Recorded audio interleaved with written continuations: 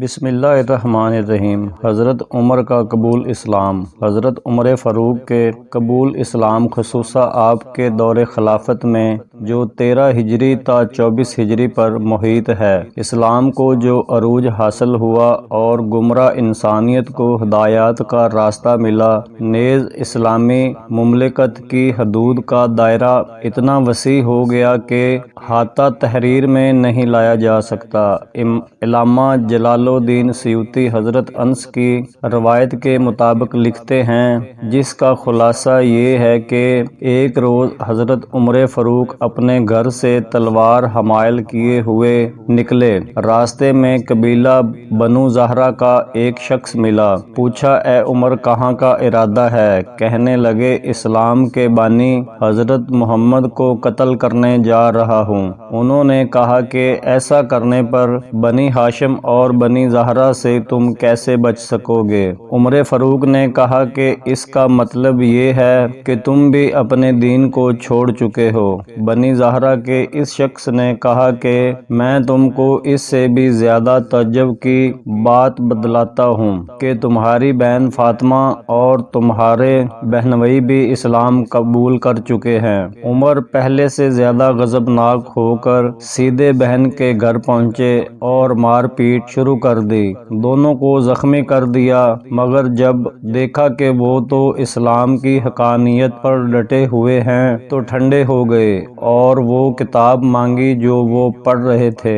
بہن نے کہا، تم نجس ہو، پہلے غسل کرو یا وضو، پھر اس پاک کلام کو ہاتھ لگاؤ۔ ایک طرف حضور اکرم صلی اللہ علیہ وآلہ وسلم کی حضرت عمر فاروق کے اسلام لانے کی دعا اور دوسری طرف بہن اور بہنوئی کا اسلام پر مضبوط عقیدہ عمر کے قلب و ذہن کو متاثر کیے جا رہا تھا کہ سورہ طٰہٰ کی اس آیت پر نظر پڑی۔ ترجمہ: بے شک میں ہی اللہ ہوں اور کوئی دوسرا میرے سوا معبود نہیں، اس لیے تم میری ہی عبادت کرو اور میری ہی یاد میں نماز پڑھو۔ پھر تو آپ کا جسم پانی پانی ہونے لگا اور حضور اکرم کے دربار میں حاضری کی خواہش کی۔ حضور اکرم اس وقت کوہ صفا کے مکان میں تشریف فرما تھے۔ بہن بہنوئی جناب عمر کو لے کر دربار رسالت میں حاضر ہوئے۔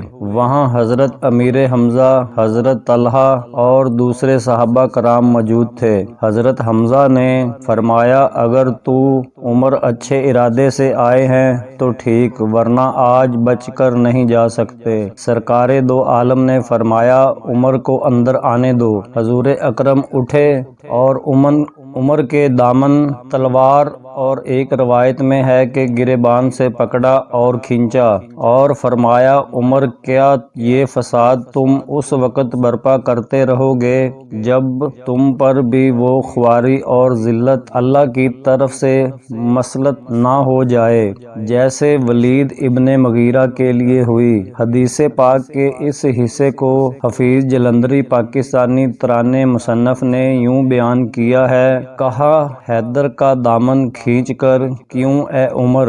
عمر کیا ہے چلا تھا آج کس نیت سے آیا ہے عمر کے جس پہ ایک کپ کپی سی ہو گئی طاری، وہیں سر جھک گیا، آنکھوں سے آنسو ہو گئے جاری۔ ادب سے عرض کی، حاضر ہوا ہوں سر جھکانے کو، خدا پر اور اس کے رسول پاک پر ایمان لانے کو۔ یہ کہنا تھا کہ ہر جانب صدائے مرحبا گونج اٹھی، فضا میں نعرہ اللہ اکبر کی صدا گونجی۔